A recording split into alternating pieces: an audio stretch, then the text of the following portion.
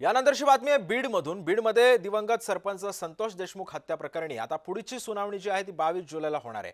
आरोपींच्या मालमत्ता जप्तीबाबतच्या अर्जावरती आज युक्तिवाद झाला. कराडचं बँक खातं सुद्धा सील करण्याची कारवाई रद्द करा, आरोपींच्या वकिलांनी ही मागणी केली आहे. वाल्मिक कराडला दोषी मुक्त करण्याच्या अर्जावर तसंच प्रॉपर्टी सील करण्याच्या अर्जावर 22 जुलै रोजी न्यायालय निर्णय देणार आहे.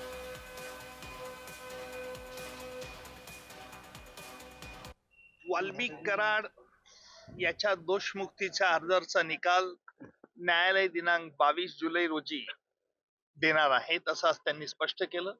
त्याचप्रमाणे आरोपींची जी प्रॉपर्टी जप्त करण्याचे जे अर्ज सरकारतर्फे देण्यात आलं होतं त्या संदर्भात कोल्हे वकिलांनी युक्तिवाद केला आणि त्याचा देखील निकाल 22 जुलैला देण्यात येईल असं न्यायालयाने आज घोषित केलं.